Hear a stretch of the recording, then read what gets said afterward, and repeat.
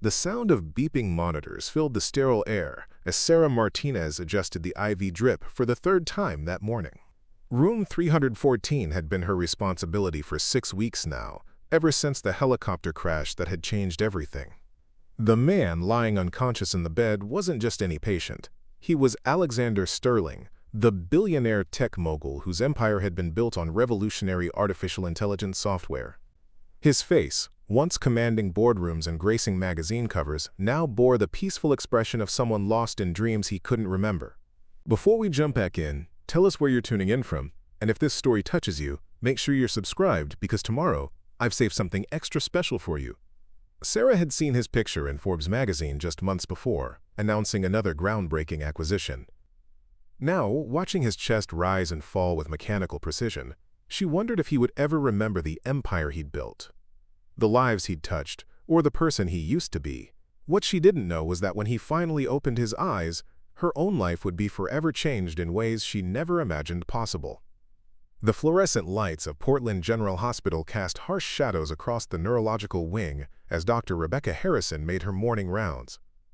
It was a Tuesday in late September when everything changed for Sarah Martinez, a 28-year-old registered nurse who had been working double shifts to pay off her student loans and support her younger brother's college tuition. Sarah had grown up in a modest apartment in southeast Portland, where her mother cleaned offices at night and her father worked construction during the day. Dreams of medical school had been shelved when her parents were killed in a car accident 3 years earlier, leaving her as the sole guardian of her 19-year-old brother Marcus. Nursing school had been the practical choice: stable income, helping people, and a schedule that allowed her to keep Marcus on track with his engineering studies at Portland State. She'd never imagined she would be caring for someone like Alexander Sterling. The Sterling tech empire had been built from a cramped garage in Silicon Valley 15 years earlier. Alexander, then just 23, had developed an AI algorithm that could predict market trends with unprecedented accuracy. By 30, he was worth $50 million. By 35, his company's valuation had reached $2.3 billion. His personal wealth had grown to match, with homes in Malibu, Manhattan, and the Swiss Alps. The tech world knew him as brilliant but ruthless, a man who could close deals worth hundreds of millions while remaining emotionally detached from the human cost. The helicopter crash had happened on a foggy Thursday evening in August. Alexander had been flying from a board meeting in Seattle back to his Portland headquarters when the aircraft encountered severe turbulence over the Columbia River Gorge. The pilot, James Wright, had managed to execute an emergency landing in a clearing near Multnomah Falls, but the impact had been devastating. Wright died on impact. Alexander survived with a traumatic brain injury that erased the last 8 years of his memory. When Sarah first encountered him, she was struck by how vulnerable he looked. The man who had commanded rooms full of investors and intimidated competitors now lay unconscious, connected to machines that kept his body functioning while his mind remained locked away. His dark hair, usually perfectly styled for camera appearances, fell across his forehead in unruly waves. His hands, which had signed contracts worth billions, lay still against the white hospital sheets. Dr. Harrison had briefed the nursing staff extensively about Alexander's condition. Retrograde amnesia, she explained during the morning meeting. The trauma has affected his hippocampus and surrounding areas. He remembers his childhood, his college years, even his early career beginnings. But everything from about 2016 onward is gone. He doesn't remember building Sterling Tech into what it became. He doesn't remember the acquisitions, the IPO, the wealth. As far as his mind is concerned, he's still a struggling entrepreneur trying to get his first major investment. Sarah had been assigned to his case because of her experience with neurological patients and her reputation for patience. The hospital administration was acutely aware that Alexander's recovery would be scrutinized by media, investors, and the tech industry as a whole. They needed their best people managing his care. On the morning Alexander first opened his eyes, Sarah was checking his reflexes when his eyelids fluttered. She'd seen patients wake up before, but something about this moment felt different. His eyes, a striking shade of green that photos had never quite captured, focused on her face with an intensity that made her pause. "Where am I?" His voice was hoarse from weeks of intubation, but there was an intelligence behind his gaze that hadn't been there during his unconscious state. "You're at Portland General Hospital," Sarah said gently, her training kicking in. "You were in an accident. You're safe now." Alexander tried to sit up, but Sarah placed a gentle hand on his shoulder. "Easy. You've been unconscious for 6 weeks. Your body needs time to readjust." 6 weeks? The confusion in his voice was evident. "What kind of accident? I was meeting with investors about the Series A funding. Did I get the meeting?" Sarah's heart sank. She'd been briefed about this moment. When patients with retrograde amnesia woke up, they often believed they were still living in the time frame they remembered. To Alexander, it was still 2016. He thought he was still struggling to get his startup off the ground. "I need to get Dr. Harrison," Sarah said, reaching for the call button. "She'll be able to explain everything." "Wait," Alexander said, his hand catching her wrist. The touch was gentle but firm. "What's your name?" Sarah Martinez. I've been taking care of you." "Sarah," he repeated, as if testing how the name felt. "Thank you. For taking care of me, I mean. I can tell you've been thorough." He gestured weakly toward the various monitors and equipment surrounding his bed. "This setup looks expensive. I hope my insurance covers it." The irony wasn't lost on Sarah. The man who could buy the entire hospital was worried about insurance coverage. She managed a small smile. "Don't worry about that right now. Just focus on getting better." Dr. Harrison arrived within minutes, bringing with her a team of specialists. As they conducted their initial assessments, Sarah found herself watching Alexander's reactions carefully. He answered their questions about his past with confidence up until 2016, but everything after that was a blank slate. When Dr. Harrison mentioned Sterling Tech's current valuation, Alexander laughed. $2.3 billion? That's impossible. We barely have a working prototype. Our entire operation is 3 guys in a garage. The next few hours were a careful dance of revelation and reality adjustment. Dr. Harrison, with Sarah assisting, gradually introduced Alexander to the truth of what his life had become. They showed him newspaper articles about Sterling Tech's success, photos of him at industry events, documentation of his wealth and properties. With each piece of evidence, Alexander's confusion deepened. "This can't be right," he said, staring at a photo of himself cutting the ribbon at Sterling Tech's Manhattan headquarters. "I don't remember any of this. The last thing I remember clearly was pitching to venture capitalists downtown. Janet Morrison was supposed to call me back about potential seed funding." Sarah found herself fascinated by this version of Alexander Sterling. The man in the hospital bed bore little resemblance to the cold, calculating CEO she'd read about in business magazines. This Alexander was uncertain, vulnerable, and surprisingly humble. When she brought him his lunch tray, he thanked her repeatedly and asked about her day. When she adjusted his pillows, he worried that he was taking up too much of her time. "You must have other patients," he said during one of her routine checks. "I don't want to be a burden." "You're not a burden," Sarah assured him. "This is my job, and I'm good at it." "Where did you go to school?" Alexander asked, genuinely curious. "For nursing, I mean." "University of Portland. It took me 5 years because I was working part-time to pay for it." "That's impressive. I barely managed to get through Oregon State, and that was with student loans I'm still paying off." He paused, a shadow crossing his face. "Or was paying off. I guess if what you're all telling me is true, that's not a problem anymore." The weight of his situation seemed to settle on him throughout that first day. Sarah watched as he processed the reality that 8 years of his life had simply vanished, replaced by achievements and wealth that felt foreign to him. The Alexander Sterling who had woken up was still the struggling entrepreneur who worried about rent and student loans, who had to choose between buying groceries and filling up his gas tank. As evening approached, Sarah noticed Alexander staring out the window at the Portland skyline. The city lights were beginning to twinkle in the distance, and she could see him trying to reconcile the view with his memories. "It's strange," he said when he noticed her watching. "I can see the city, and I know it's Portland, but some of the buildings look different, new, like someone updated the software while I wasn't looking." "A lot can change in 8 years," Sarah said softly. "Apparently," Alexander replied. "Dr. Harrison says I built a company worth billions, that I have houses I don't remember buying, friends I don't remember making. She showed me photos of myself at parties and events, shaking hands with people I should know but don't. It's like looking at someone wearing my face."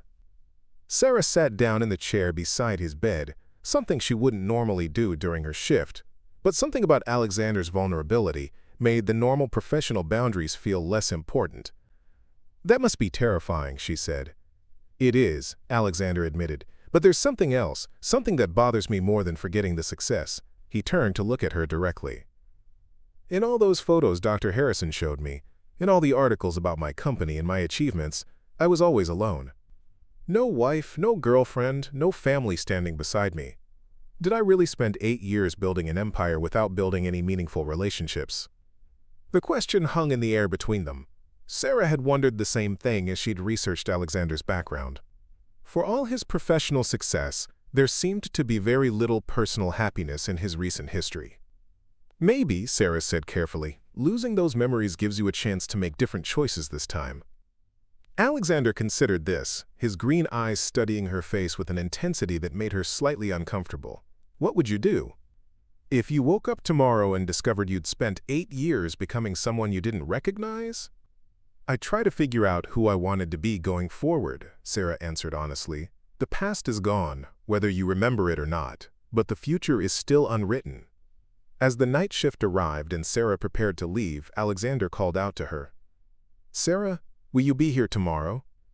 "I work the day shift Monday through Friday," she told him. "So yes, I'll be here." Preparing and narrating the story took us a lot of time, so if you are enjoying it, subscribe to our channel. It means a lot to us. Now back to the story. "Good," he said, settling back against his pillows. "I have a feeling I'm going to need someone to help me navigate this new world I apparently built but don't remember." As Sarah drove her 10-year-old Honda Civic home to the small apartment she shared with Marcus, she couldn't shake the image of Alexander's confused but grateful smile. The man she'd met today was nothing like the ruthless CEO portrayed in the media. This Alexander was kind, thoughtful, and genuinely concerned about being a burden to others.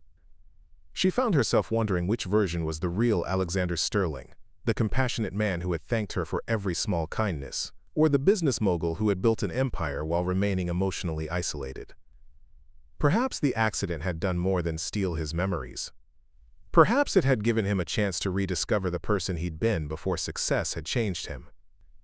What Sarah didn't know was that Alexander lay awake that night, staring at the ceiling and thinking not about his lost empire or forgotten wealth, but about the nurse with the gentle hands and honest eyes who had made him feel human again. For the first time in what he could remember, he was looking forward to tomorrow, not because of what he might accomplish or acquire, but because of who he might see again. The machines continued their steady beeping in room 314, monitoring the vital signs of a man who was about to embark on a journey of rediscovery that would change 2 lives forever. The sleek conference room on the 42nd floor of Sterling Tech's downtown Portland headquarters buzzed with tension as board members filed in for an emergency meeting. Floor-to-ceiling windows offered a panoramic view of the Willamette River, but nobody was admiring the scenery. The absence of their CEO had created a power vacuum that certain individuals were eager to fill. Victoria Blackwood, Sterling Tech's chief operating officer, sat at the head of the polished mahogany table where Alexander usually presided. At 42, she was a formidable presence in the tech industry, known for her ruthless efficiency and unwavering ambition. She had joined Sterling Tech 3 years earlier, bringing with her a reputation for turning around failing divisions and eliminating what she called unnecessary human variables in business operations. Victoria had been Alexander's right hand, but she had never been content to remain in second place. The helicopter crash had presented her with an opportunity she had been waiting for, a chance to prove that Sterling Tech didn't need Alexander Sterling to thrive. In fact, she believed the company would be better off without his occasional moments of what she considered misguided compassion. "Ladies and gentlemen," Victoria began, her voice cutting through the murmur of side conversations, "we need to address the elephant in the room. Our CEO has been incapacitated for 6 weeks, and while we've managed to maintain operations, the board of directors and our investors are growing concerned about leadership continuity." Richard Blackstone, the company's general counsel and Victoria's closest ally, cleared his throat. "I've been in contact with the medical team. The prognosis is complicated. Even if Alexander recovers physically, the extent of his memory loss may prevent him from resuming his duties effectively." Dr. Patricia Coleman, one of the independent board members, leaned forward. "What exactly are we talking about in terms of memory loss?" "According to the neurologist I spoke with," Richard replied, consulting his notes, Alexander has no recollection of the past 8 years. He doesn't remember our major acquisitions, our IPO, our current market position, or any of the strategic decisions that made this company what it is today. The implications hung heavy in the air. Sterling Tech's success had been built on Alexander's unique vision and his ability to anticipate market trends years before competitors. Without those memories, without the experience that had shaped his business acumen, could he still lead the company he had built? Marcus Chen, the chief technology officer and one of Alexander's oldest friends, spoke up from the far end of the table. "We're talking about temporary memory loss, right? There's a chance he could recover those memories?" "Possible, but unlikely according to the medical experts," Victoria interjected. "And even if some memories return, there's no guarantee they'll be complete or reliable. Can we really afford to wait months or years for a recovery that may never come? Our competitors aren't standing still." Victoria clicked open her laptop and projected a presentation onto the wall-mounted screen. "I've prepared a comprehensive analysis of our current position and the leadership transition plan I believe we need to implement immediately." The first slide showed Sterling Tech's stock price over the past 6 weeks. While it had initially dipped following news of Alexander's accident, it had stabilized and even shown modest growth under Victoria's interim leadership. "As you can see," Victoria continued, "the market has responded positively to the stability we've maintained. Our Q3 earnings exceeded projections by 12%, and we've successfully launched the new AI-driven analytics platform that Alexander had been developing before the accident." Thomas Wright, Sterling Tech's chief financial officer, nodded approvingly. "The numbers don't lie. We've proven that this company is bigger than any one individual, even its founder." But Marcus Chen wasn't convinced. Alex built this company from nothing. His vision, his instincts, his relationships with key clients, those aren't just numbers on a spreadsheet. He understood the human element of technology in ways that our competitors still don't grasp. "Sentiment is admirable, Marcus," Victoria replied coolly, "but it doesn't pay dividends to our shareholders. The human element you're referring to has also been responsible for some questionable decisions. Remember the community outreach program Alexander insisted on funding? Or his refusal to outsource our customer service department to cut costs? Those decisions cost us millions in potential profits." The room fell silent as board members digested Victoria's words. She had touched on something that had been a source of ongoing tension: Alexander's occasional tendency to prioritize social responsibility over maximum profitability. Richard Blackstone distributed a thick legal document to each board member. "This is a proposed restructuring plan that would designate Victoria as permanent CEO, with the board's authority to make this transition official if Alexander is deemed medically unfit to resume his duties." Dr. Coleman frowned as she scanned the document. "This seems premature. Alexander is conscious now. Shouldn't we at least assess his current capabilities before making such a drastic decision?" "Of course," Victoria agreed, though her tone suggested she viewed this as a mere formality. "I plan to visit Alexander personally to evaluate his condition. However, I think we need to be realistic about what we're likely to find. Alexander Sterling, who built this company, no longer exists." Meanwhile, back at Portland General Hospital, Alexander was experiencing his own challenges as he tried to piece together the fragments of his forgotten life. Sarah had become his primary connection to understanding not just his medical condition, but the person he had apparently become during those lost 8 years. During her morning rounds, Sarah found Alexander sitting by the window, a stack of business magazines and newspaper clippings spread across his bedside table. Dr. Harrison had provided them as part of his cognitive therapy, hoping that seeing documentation of his achievements might trigger some memory recovery. "Any luck?" Sarah asked, checking the readings on his monitors. Alexander looked up with a frustrated expression. "It's like reading about a stranger who happens to share my name. Look at this." He held up a Forbes magazine cover featuring his photo alongside the headline, "The Visionary Who Revolutionized AI. The man in this picture looks like me, but older. More hardened somehow. And the way they describe his business philosophy, his management style, it's not how I would handle things." Sarah sat down in the chair beside his bed, something that had become their routine during quieter moments of her shift. "What do you mean?" "This article talks about my legendary focus on efficiency and my ability to eliminate emotional decision-making from business operations. It quotes me as saying that successful leaders must be willing to make tough choices without being swayed by personal relationships or sentimental considerations." Alexander shook his head. That doesn't sound like something I would say. Maybe you changed over the years, Sarah suggested gently. Success can alter people's perspectives. But what kind of success requires you to stop caring about people? Alexander asked. I keep reading about layoffs I apparently implemented, partnerships I dissolved, community programs I discontinued. According to these articles, I became incredibly wealthy, but it seems like I lost something essential in the process. Sarah found herself thinking about her own experiences with wealth disparity. She had seen how financial pressure could change people, how the struggle to survive could make someone harder, more focused on practical concerns than idealistic principles. But she had also seen the opposite, how privilege and comfort could insulate people from the human consequences of their decisions. Maybe, she said carefully, losing those memories gives you a chance to choose who you want to be going forward. You don't have to become that person again. Alexander studied her face with an intensity that made her slightly self-conscious. You really believe that? That people can fundamentally change? I think people can choose to change, Sarah replied. It's not always easy, and it doesn't happen overnight, but yes, I believe it's possible. Their conversation was interrupted by the arrival of Dr. Harrison, accompanied by a woman Sarah didn't recognize. The newcomer was impeccably dressed in a tailored charcoal suit, her blonde hair pulled back in a severe bun, her blue eyes scanning the room with the efficiency of someone accustomed to taking inventory of everything around her.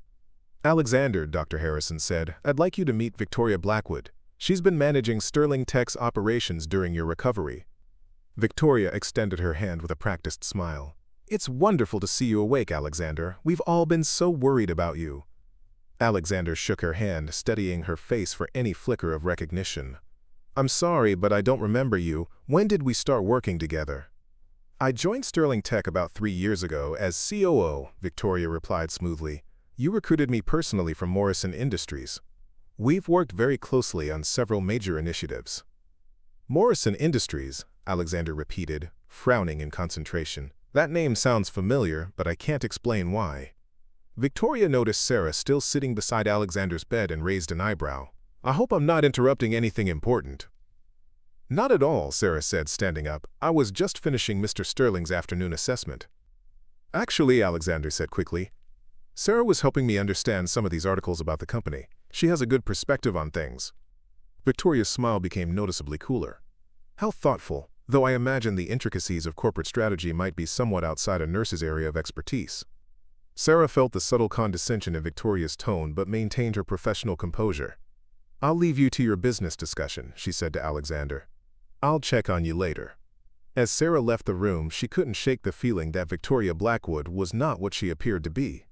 There had been something calculating in the way she looked at Alexander, something that reminded Sarah of the predatory behavior she had witnessed in her own life. People who saw vulnerability as an opportunity to exploit rather than assist. Back in room 314, Victoria was conducting her own assessment of Alexander's condition. She had come prepared with specific questions designed to test not just his memory, but his decision-making capabilities and business instincts. I've brought some documents that require your attention, Victoria said, opening her briefcase. Nothing too complex, just some routine approvals that have been waiting for your signature.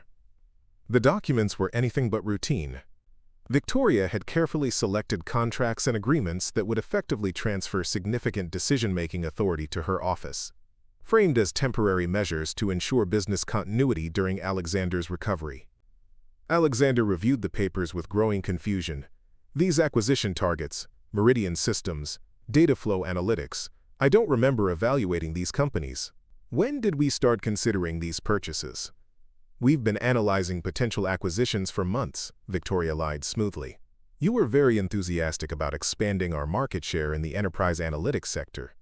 These deals represent exactly the kind of strategic growth you envisioned. The financial terms seem aggressive, Alexander noted, his business instincts intact despite his memory loss. Are we certain about the valuation models? And what about the human impact? How many jobs would be eliminated through redundancies? Victoria felt a flash of irritation. Even with his memories gone, Alexander was still asking the same inconvenient questions that had frustrated her for years. The valuations have been thoroughly vetted by our financial team. As for staffing adjustments, they're necessary for operational efficiency. You've always understood that the successful businesses require difficult decisions. Have I? Alexander asked. genuinely uncertain. Because that doesn't feel right to me. These documents show that we'd be eliminating nearly 40% of the combined workforce. Those are real people with families, mortgages, and children in college. Alexander, Victoria said, her patience wearing thin. Sentiment is a luxury that companies our size can't afford. You built Sterling Tech by making smart, rational decisions based on data rather than emotion. That's what made you successful. But what kind of success is it if it comes at the expense of people's livelihoods? Alexander pressed. Surely there are ways to grow the company without destroying lives. Victoria realized that her approach wasn't working. The old Alexander Sterling would have signed these documents without hesitation, trusting her judgment and focusing on the bottom line. This version of Alexander, stripped of the hardening experiences that had shaped his business philosophy, was proving to be problematically compassionate. Perhaps, Victoria said, adopting a more sympathetic tone, we should postpone these decisions until you've had more time to recover. The medical team suggested that pushing yourself too hard too soon could interfere with your healing process. Alexander nodded, though something in Victoria's sudden shift made him uneasy. That might be wise. I want to understand the full implications of these decisions before committing to anything. As Victoria prepared to leave, she turned back with what appeared to be an afterthought. Alexander, I hope you'll be careful about who you confide in during your recovery. There are people who might try to take advantage of your current vulnerability. Not everyone has your best interests at heart. After Victoria left, Alexander sat alone with the unsigned documents, troubled by the interaction. Something about Victoria's manner, her eagerness to have him sign papers he didn't fully understand, reminded him of the venture capitalists who had tried to pressure him into unfavorable deals during his startup days. The feeling was familiar, even if the specific memories weren't. When Sarah returned for her evening rounds, she found Alexander staring pensively out the window at the city lights below. "How did your meeting go?" she asked, noting the stack of documents still scattered across his bedside table. "I'm not sure," Alexander admitted. "Victoria seems competent, but something about her approach bothers me. She wanted me to sign agreements for acquisitions worth hundreds of millions of dollars, but when I asked about the human impact, she seemed annoyed that I would even consider that factor." Sarah felt a chill of recognition. "What did you decide?" "Nothing for now.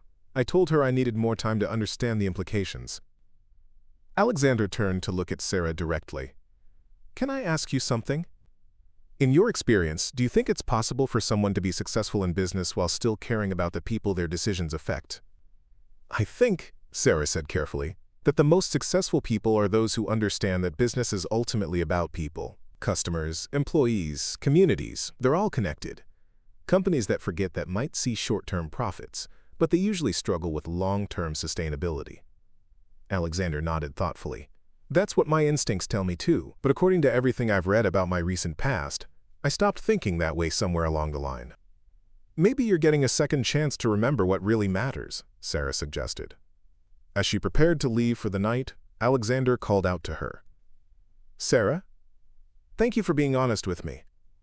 I have a feeling that's going to be rarer than it should be in the coming weeks."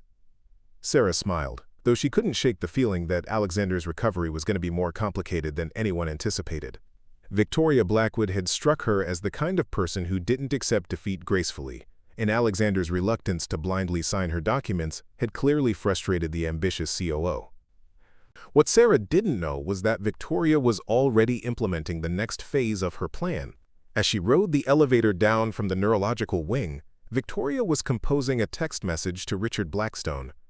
"Memory loss worse than expected. Alexander is showing signs of impaired judgment and decision-making ability. Recommend immediate implementation of the succession plan."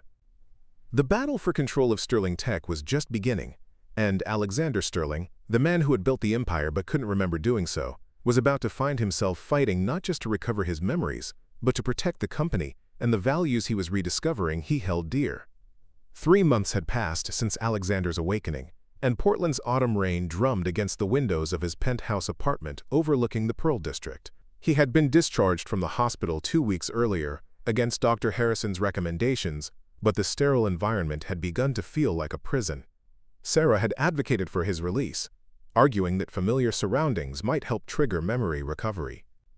The penthouse was a revelation of the man he had become during those lost 8 years. Minimalist furniture, expensive art that felt cold and impersonal, a wine collection worth more than most people's annual salaries. Everything was perfectly arranged, professionally cleaned, and utterly devoid of warmth.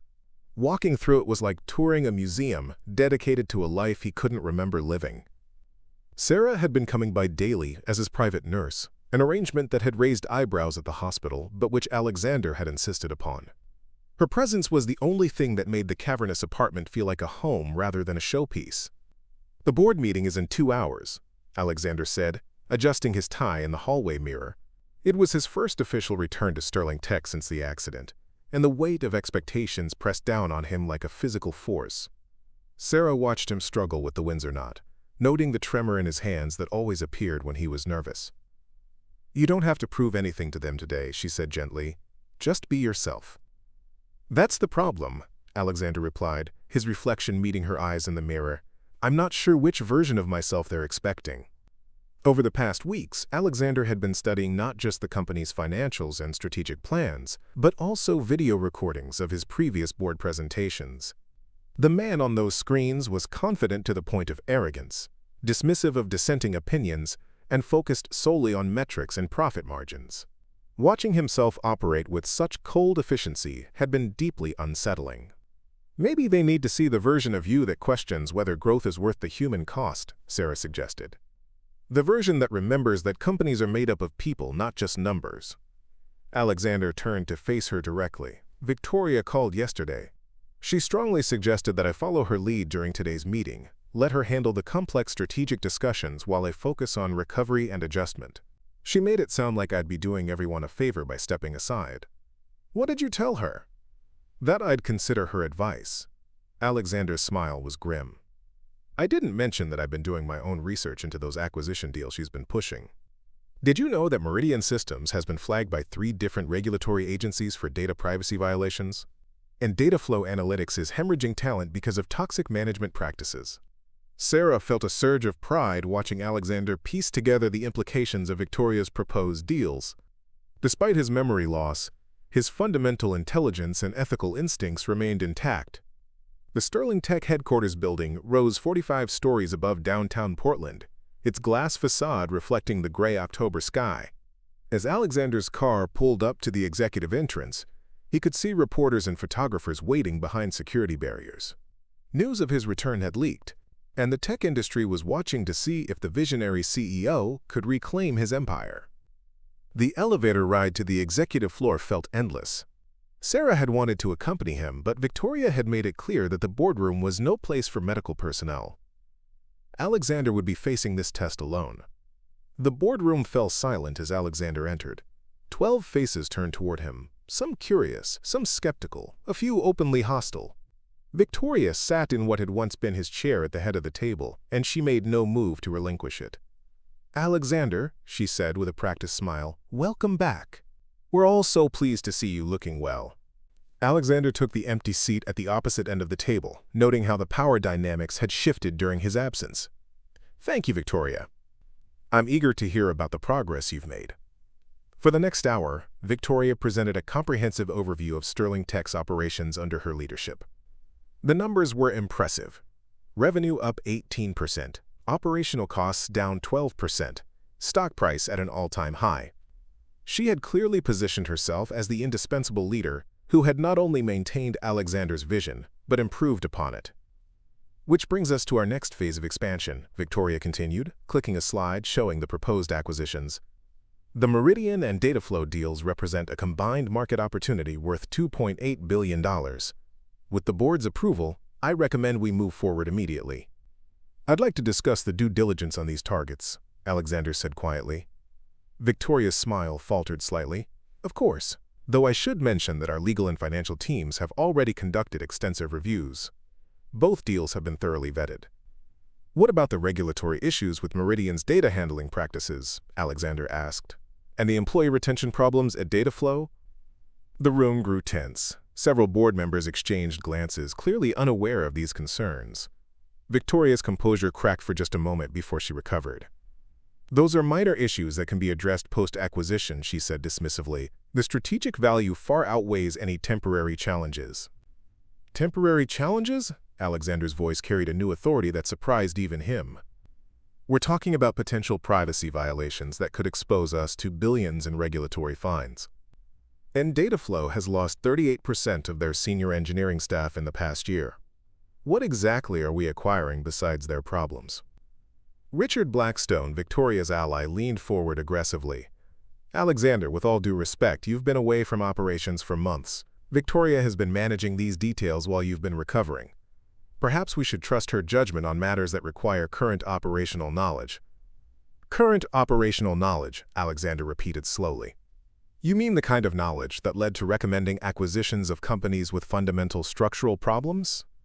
The confrontation was escalating beyond what Victoria had anticipated. She had expected the memory-impaired Alexander to be malleable, easy to guide and control. Instead, he was demonstrating the same analytical sharpness that had built Sterling Tech, but combined with a moral compass that the old Alexander had seemingly lost. I think, said Dr. Patricia Coleman, we need to step back and consider what's best for the company's long-term stability. I agree, Alexander said, standing up, which is why I'm calling for a comprehensive audit of all pending deals and strategic initiatives. We need to understand not just the financial implications, but the ethical and reputational risks as well. Victoria's mask finally slipped completely. You can't be serious. You've been out of commission for months. You don't remember the strategic decisions that got us to this point. You're going to derail everything we've built based on what moral qualms about business realities. I'm going to make decisions based on what I believe is right, Alexander replied firmly. And if that means walking away from deals that compromise our integrity, then that's what we'll do.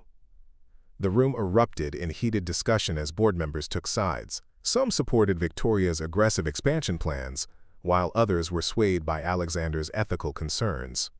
In the chaos, Alexander quietly excused himself and left the building. He found Sarah waiting in the lobby, having anticipated that the meeting might not go well. One look at his face told her everything she needed to know. How bad was it, she asked as they walked toward the parking garage. I think I just declared war on my own company, Alexander said with a rueful laugh.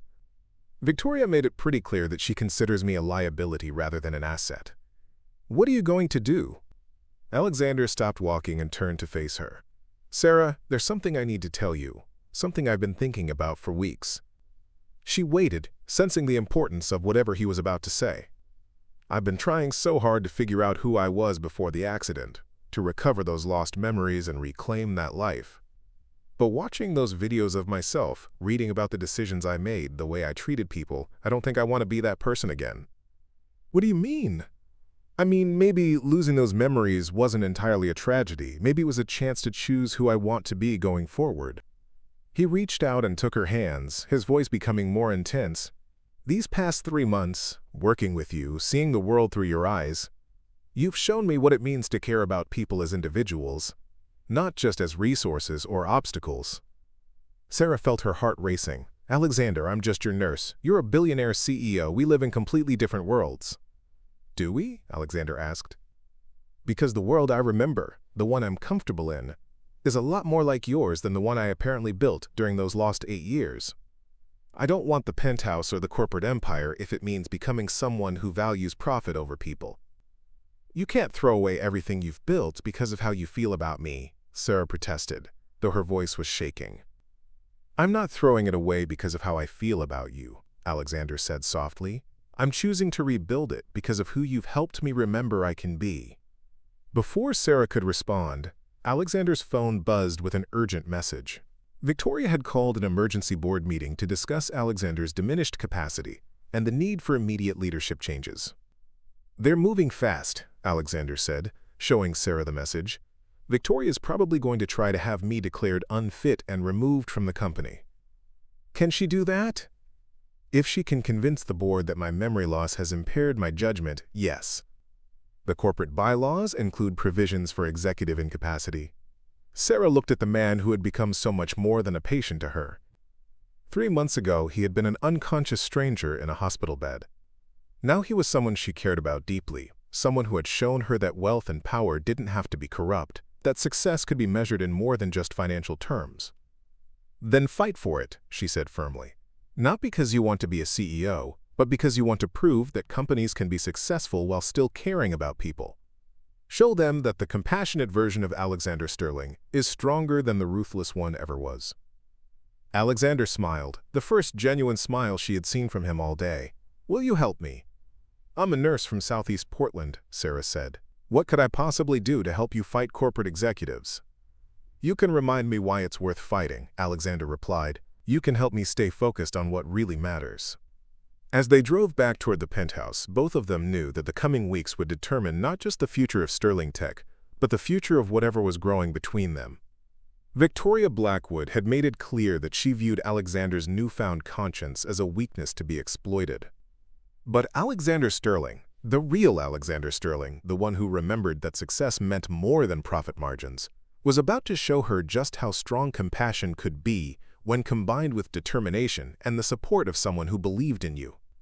The battle for Sterling Tech was far from over, but for the first time since waking up in that hospital bed, Alexander felt like he knew exactly who he wanted to be and what he was fighting for. And that made all the difference. Up next, you've got 2 more standout stories right on your screen. If this one hits the mark, you won't want to pass these up. Just click and check them out. And don't forget to subscribe and turn on the notification bell so you don't miss any upload from us.